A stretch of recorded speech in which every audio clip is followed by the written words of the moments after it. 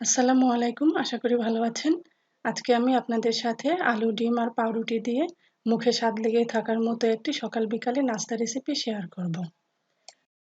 আগে ২ টা আলু আর ডিম সেদ্ধ করে নিয়েছিলাম। খুব ভালোভাবে খোসা ছাড়িয়ে নিয়েছি। এখন একটা গ্রেটারের সাহায্যে ডিম আর আলু একসাথে গ্রেট করে নেব। গ্রেটারের যে মোটা অংশটা আছে সেই সাইডটা দিয়ে আমি গ্রেট করে নিয়েছি। এবার এর মধ্যে দিয়ে দিলাম ১ টেবিল চামচ পরিমাণ কাঁচামরিচ কুচি আর ২ টেবিল চামচ পরিমাণ পেঁয়াজ কুচি। তার সাথে দিয়ে দিলাম ১ চা চামচ পরিমাণ লাল মরিচের গুঁড়া, ১/২ চা চামচ পরিমাণ ধনে গুঁড়া, ১/২ চা চামচ পরিমাণ ভাজা জিরার গুঁড়া আর ১/২ চা চামচ পরিমাণ গরম মশলার গুঁড়া আর দিয়ে দিলাম স্বাদমতো একটু লবণ। এবার এই উপকরণগুলো হালকা হাতে একটু মাখিয়ে নেব। বেশি চেপে মাখালে পেঁয়াজের ভিতর থেকে পানি বেরিয়ে নষ্ট হয়ে যেতে পারে। মাখানো হয়ে গেলে একটা সাইডে রেখে দিলাম। এবার একটা বাটিতে ২ টেবিল চামচ পরিমাণ আটা আর ২ টেবিল চামচ পরিমাণ পানি দিয়ে একটা আঠালো পেস্টের মতো তৈরি করে নেব।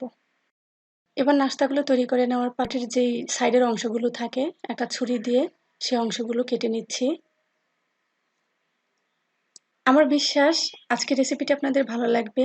যদি ভালো লাগে ভিডিও দেখার পাশাপাশি একটা লাইক দিয়ে চ্যানেলটি সাবস্ক্রাইব করবেন আর পাশের বেল আইকনটি অবশ্যই ক্লিক করবেন আমার নতুন ভিডিও নোটিফিকেশন সবার আগে আপনার মোবাইলে পাওয়ার জন্য। এবার একটা স্লাইস নিয়ে নিলাম। একটা বেলন দিয়ে স্লাইসের উপরে এভাবে একটু চেপে বেলে নেব। কাজটা একটু চাপ দিয়ে করতে হবে। বেলুন দিয়ে বেলার পর স্লাইসটা কিন্তু একটু পাতলা হয়ে যাবে। এবার আলু আর ডিমের যে পুরটা তৈরি করেছিলাম সেটা ঠিক এভাবে কোনাকুনি করে মাঝখানে বসিয়ে দিচ্ছি। আশা করে দেখে বুঝতে পারবেন। এবার এভাবে ২ টা কোনা মিলিয়ে দেব। এটাকে সিল করার জন্যে আমি যে আঠালো পেস্টটা তৈরি করেছি সেটা ব্যবহার করব এখানে। তার আগে এভাবে ব্রেডের যে বাড়তি অংশটা আছে মাপ দিয়ে কেটে নেব। এবার আঠালো পেস্টটা দিয়ে ব্রেডটাকে আমি সব দিক থেকে খুব ভালোভাবে সিল করে পুরটা ঢেকে দেব। এভাবেই আমি সবগুলো তৈরি করে নেব।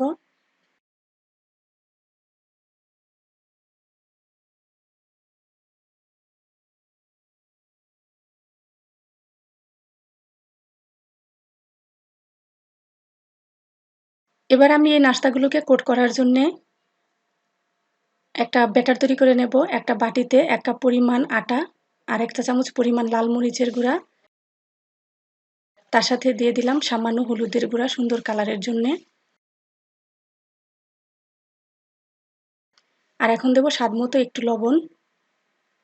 এবার এই উপকরণগুলো হ্যান্ড উইক্স দিয়ে একটু মিশিয়ে নেব।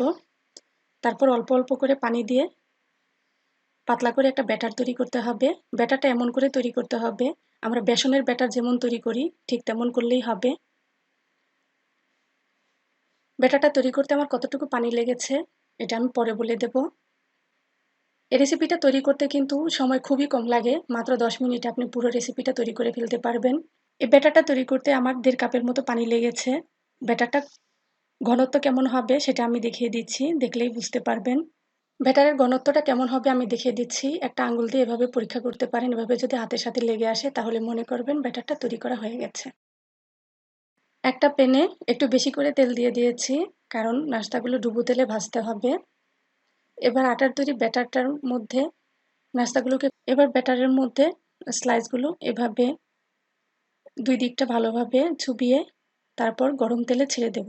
তেলটা কিন্তু বেশি গরম করা যাবে না। বেশি গরম তেলে দিতে গেলে কিন্তু উপরের দিকটা পুড়ে যাবে আর ভিতরটা ক্রিস্পি হবে না। এটা কিন্তু খেতে একদমই ভালো হবে না।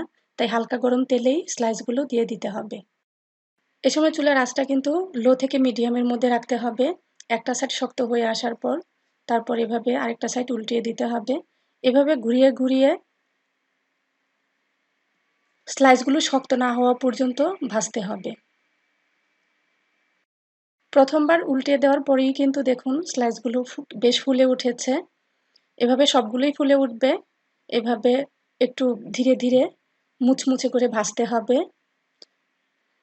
এভাবে কয়েকবার উল্টে উল্টে যখন মনে হবে উপরের দিকটা বেশ শক্ত হয়ে গেছে তখনই নামিয়ে নিতে হবে। ঠিক একইভাবে আমি সবগুলো নাস্তা ভেজে নিয়েছি। তাহলে তৈরি হয়ে গেল মাত্র ১০ মিনিটে সকাল বিকালের একটি সুস্বাদু নাস্তা।